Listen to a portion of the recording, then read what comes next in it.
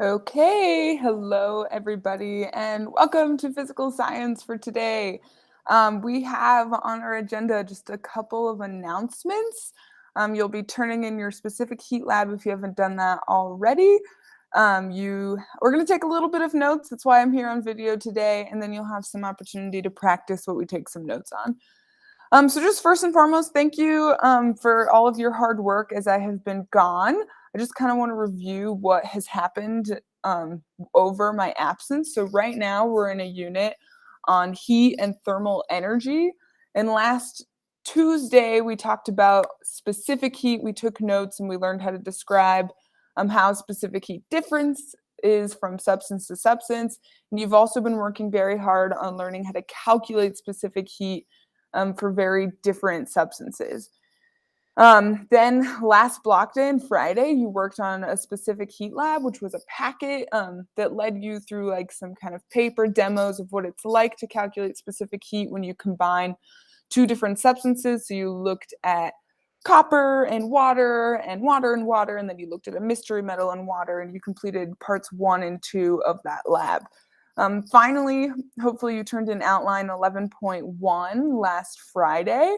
If you did not, make sure that you get that turned in as soon as possible because we've got an exciting week coming up this week. So today, if you haven't already turned it in, your specific heat lab is due. We're going to talk about a new topic of heat transfer, do a little bit of notes. Tomorrow, you're going to do this very mini little lab just to review what we talk about today, and you're going to review for your test.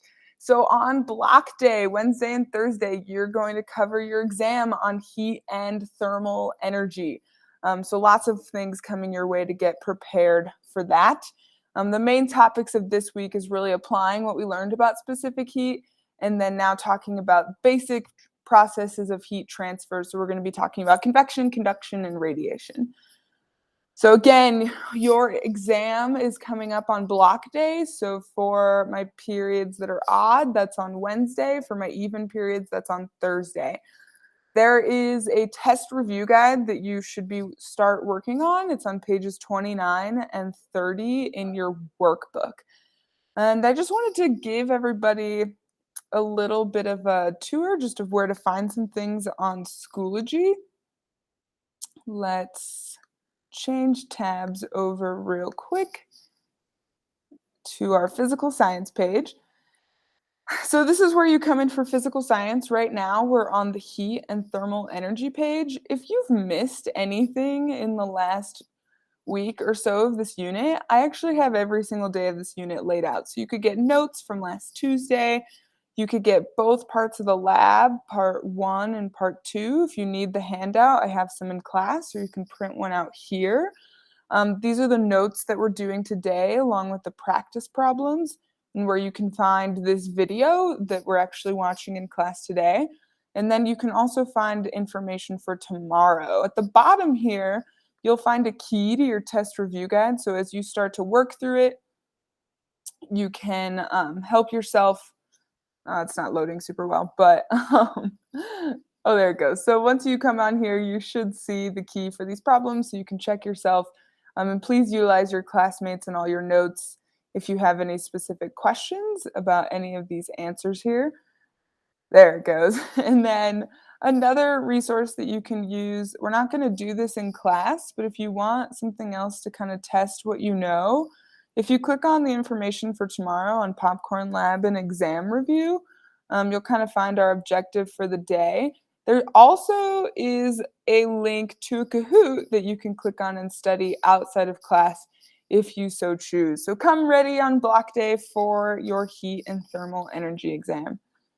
All right, I think that's the end of my announcements. So let's get back over here. Perfect. Okay, so your specific heat lab is officially due. If your substitute has not already collected these, if you just don't mind pausing this video and taking a moment to collect these labs, please make sure your name and period is on them. And okay, yep. All right, so you turned in your lab. If you would now take out of your workbook your heat transfer note taker, which is on page 23.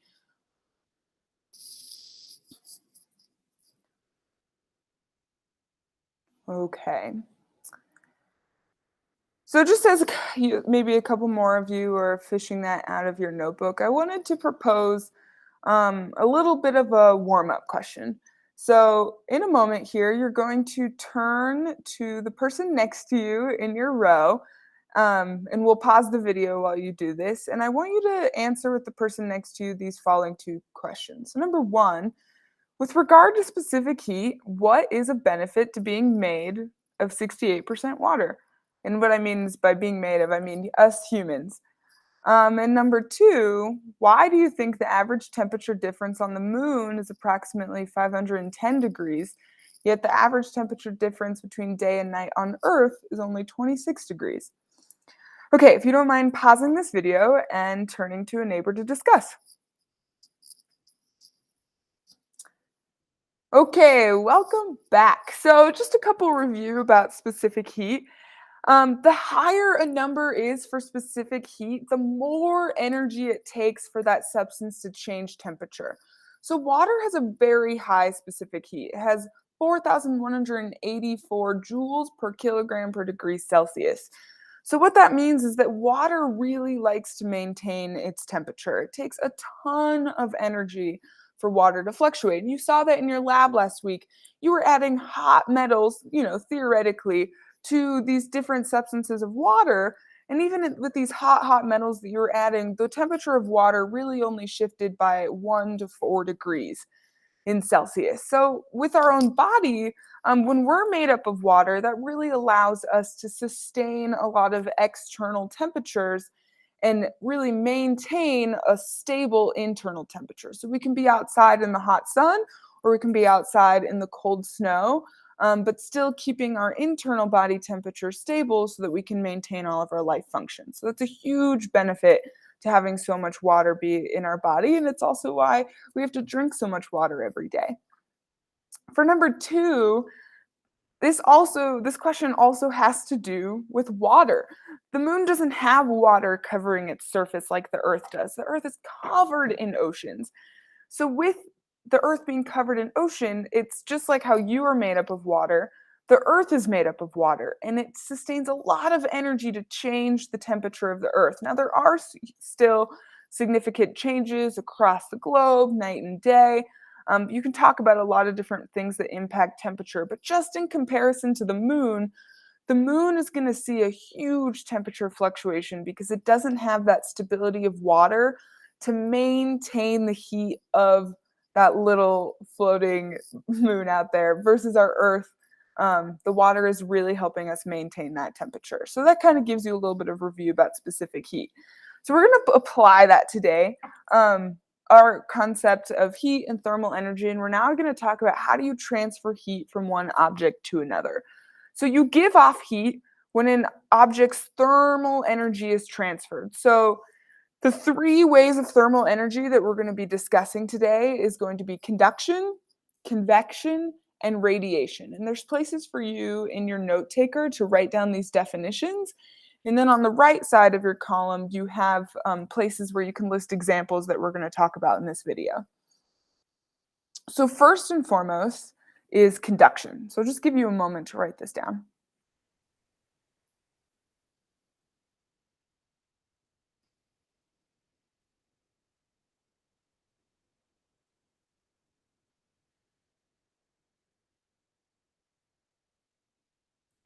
Okay, so when we talk about conduction, they're all a transfer of thermal energy, but what makes conduction different is that it's happening through direct contact. So, in order for heat to be transferred between objects and for it to be called conduction, they have to be directly touching each other. So, to help me remember this, I think of conduction, I think of the D that's in that word, and I think direct contact.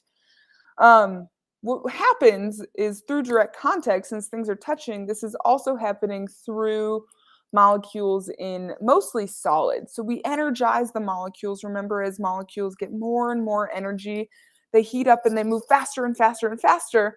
And as they move faster and they might touch some other neighboring molecules, they're going to energize those molecules too. And then they're going to start to move faster and faster and faster until whatever second solid that you're dealing with is also heating up.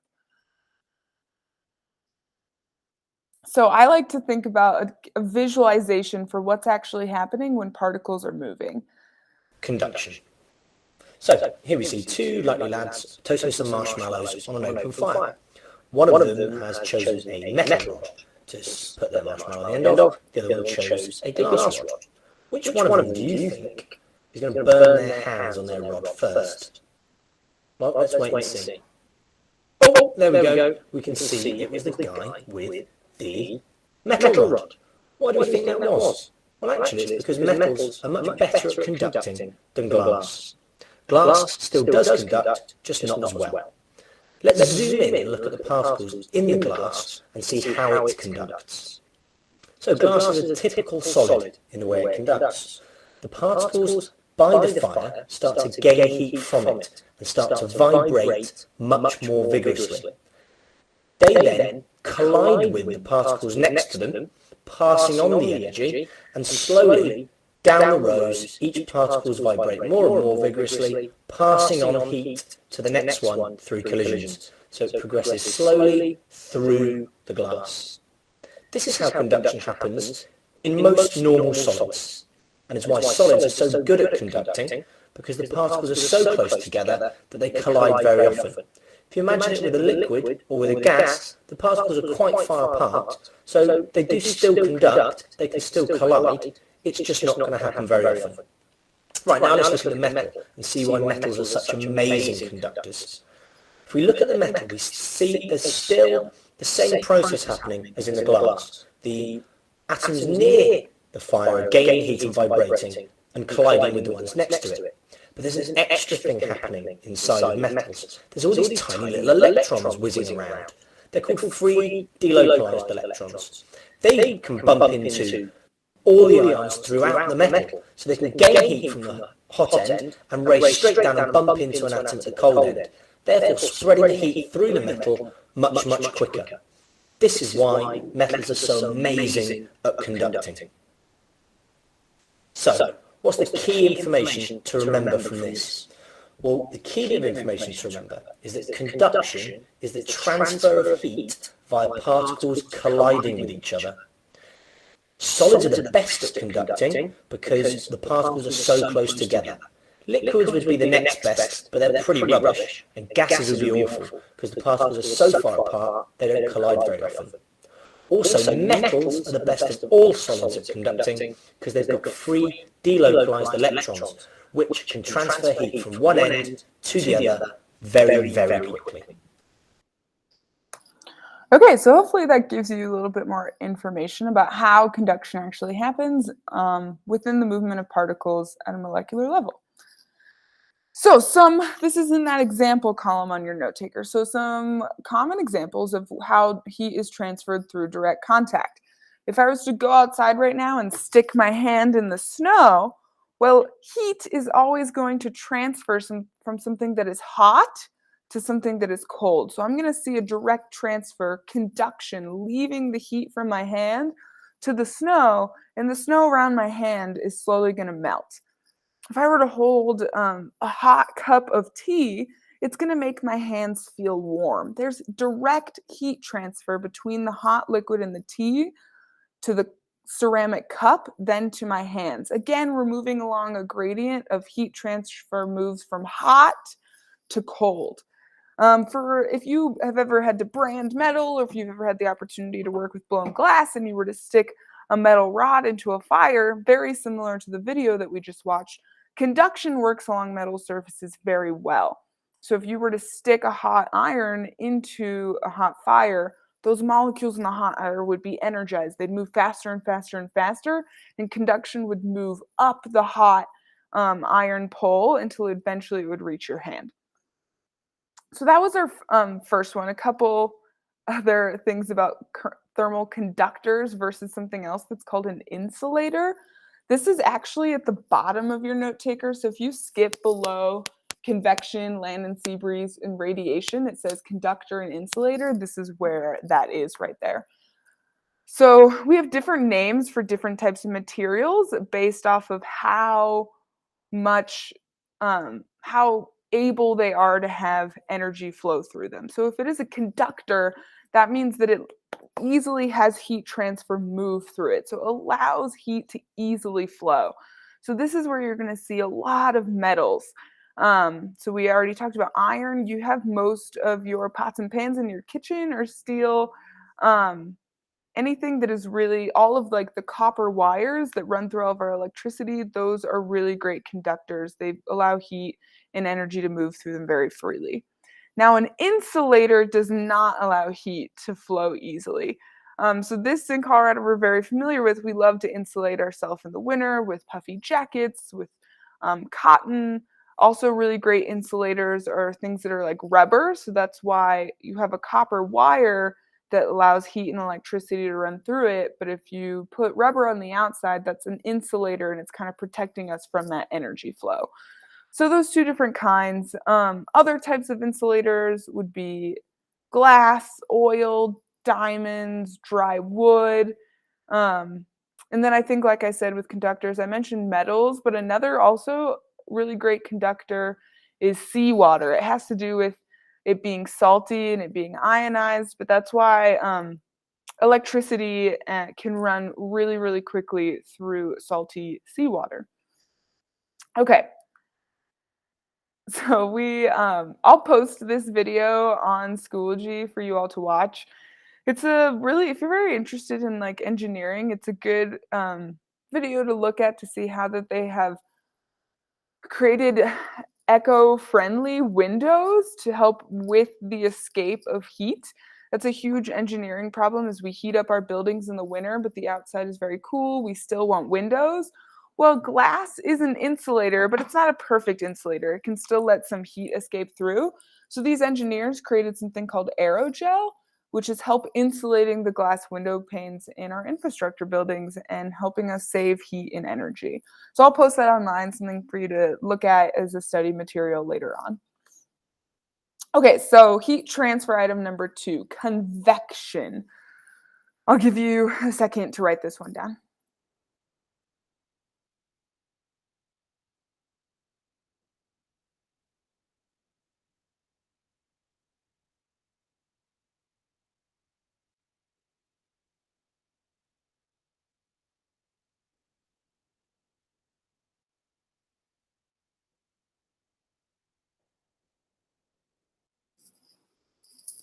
Okay.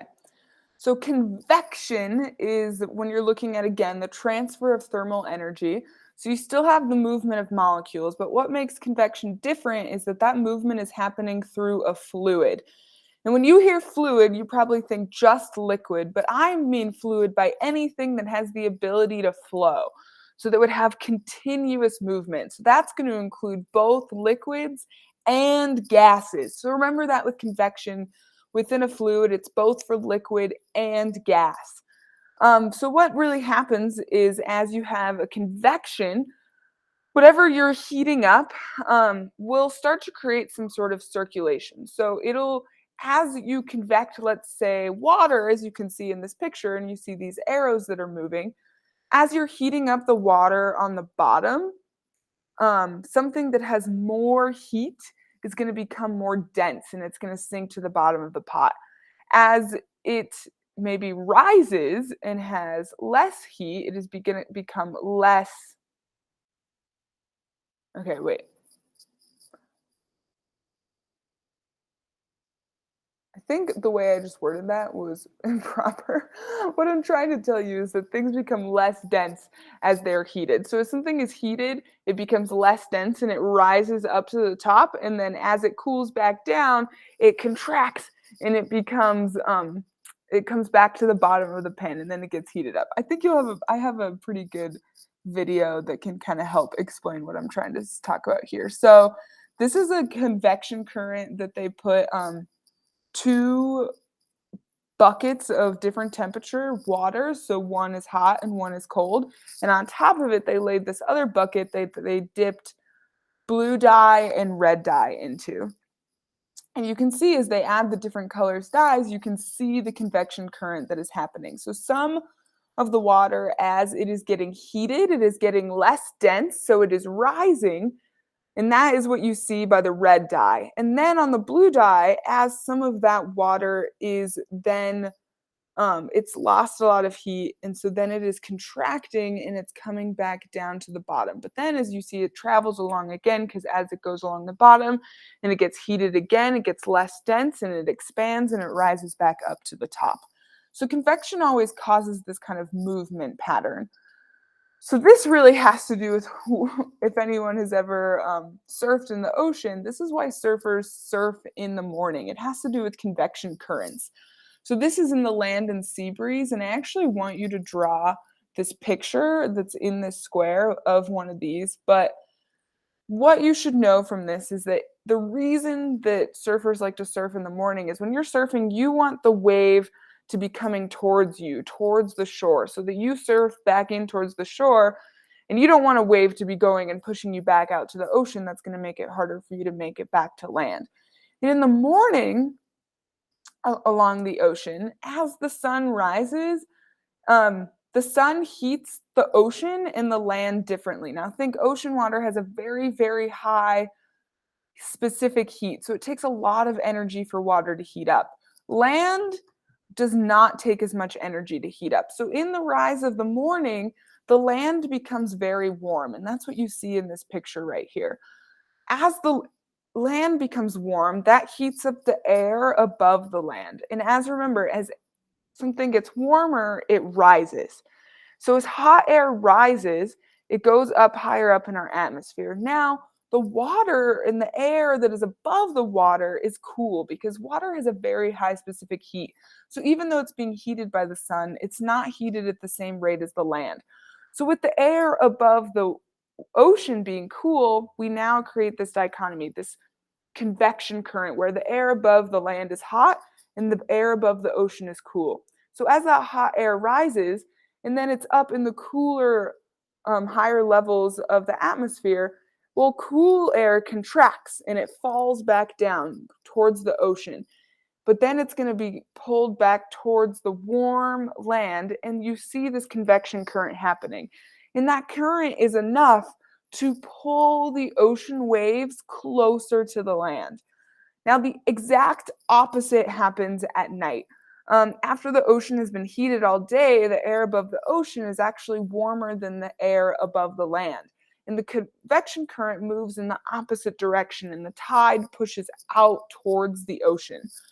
So I'd say if you want to write a note after you've drawn this picture of what this is explaining, well, the sea breeze, the very top picture here, the surfing in the morning pulls the wave in towards the shore. So the convection current creates the sea breeze, which you want that wave coming towards the shore so that you can then hit that nice wave and then make it back to land safely.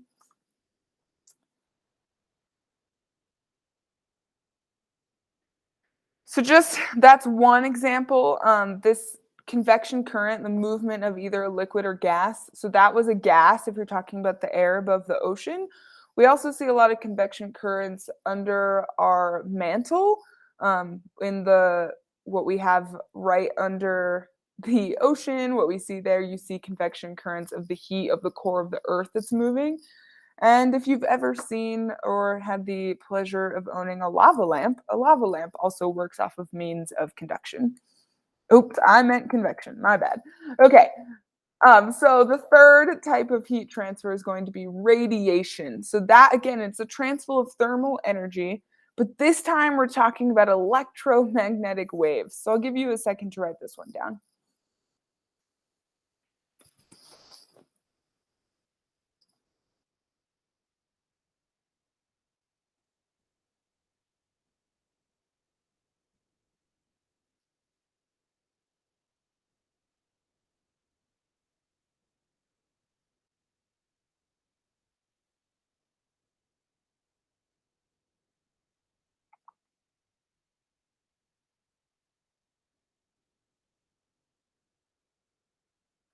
Okay, so remember we talked about electromagnetic waves when we talked about different types of energy, and there was a whole spectrum. So some examples to remind you would be X-rays, visible light, ultraviolet rays, or infrared. So radiation can transfer thermal heat through any one type of those waves. The most common that we're familiar with is through ultraviolet rays from the sun. That's how you get warm. That's also how you get a sunburn. What makes radiation different from conduction and convection is that there is no matter required for energy to be transferred. So waves can move across any type of matter. It doesn't have to be specifically a liquid, a gas, or a solid, unlike convection and conduction. Also, a very fun fact that you can add this to your example, what I have here in red, is that all objects, including you, are always emitting some type of radiant energy. So mostly we see that in the form of heat energy that's being released from objects, but everything is experiencing radiation pretty much all of the time. It's just how much radiation will then impact about how much of a heat or temperature inflection that you will see. So this is a picture of the sun if you were going to look at it through an infrared camera. So you can see some of our solar flares. Again, this is our biggest developer of energy is the sun. This was actually a picture that was taken at NOAA here in Boulder. And you can see those ultraviolet radiation. That's what this spectrum is showing you here, how much of it is coming off the surface of our sun and traveling through space to reach us. This is also another type of electromagnetic wave, which is infrared radiation. So this is, I think I've told you before, if you can kind of see, we can't see this with the naked eye, but we have technology that allows us to see infrared. And when we look at it, we can see a gradient of the temperature of things. So this is a hand holding a lizard. And what the infrared radiation tells us is that this lizard, which we know to be cold-blooded, is much colder than the person actually holding it.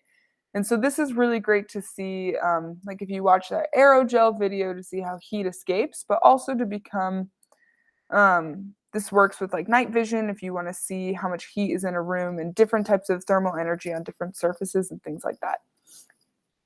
Oh, and this is what a house looks like. So kind of what I was talking with that aerogel. You can see a lot of heat that is escaping through the windows, through the seals on the roof, but then a lot of energy is conserved on the outer plaster on the outside of the house. So this is a really great tool for engineers to use to make infrastructure that is more heat escape resistant. Okay, so again, this is a review video, really great for you to watch again. I will also post this on Schoology if you need a review of these 3 different types of energy transfer. But just to summarize on the bottom here for answering the following, how we categorize these 3 different types of heat transfer we learned about today. So if it does not have any need for molecules and it can travel through empty space, that is radiation. Heat moving through a solid, through direct contact, is going to be conduction. And movement from a heat source through any fluid, and remember a fluid can either be a liquid or a gas, that's going to be convection. So in a moment here, you're going to work through a couple examples. There is the bottom of page 23, the little picture that looks like this. And then all of the attack back page, they're all some practice problems for you to practice using this vocabulary that we talked about in this video. So if you could pause right here and give yourself about 15 minutes or however much time you have left in class, and then come back to this video for the last 5 minutes so that we can review and go over these answers together. So pause here.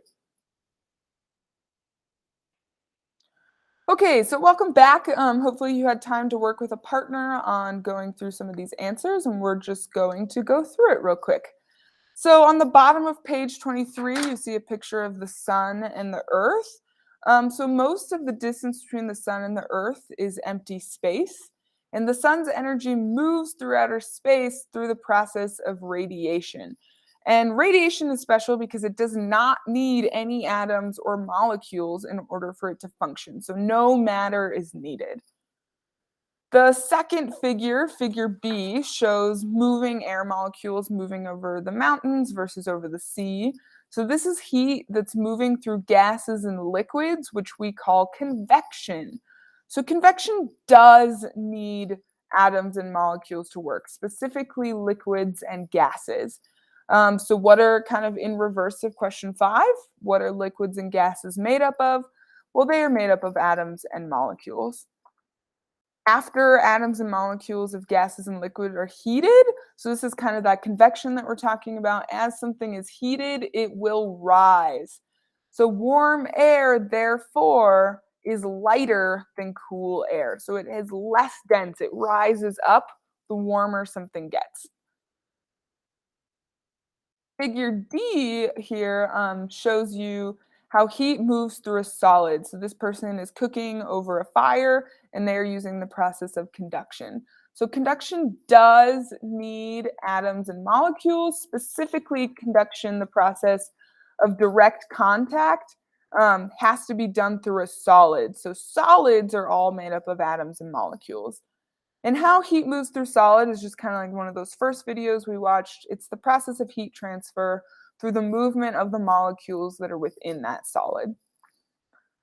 Finally, you had some matching here with this word bank. So the three ways that heat can be transferred are through conduction, convection, and radiation. Heat moves through solids by conduction. Heat moves through liquids and gases by convection. Heat moves through empty space by radiation.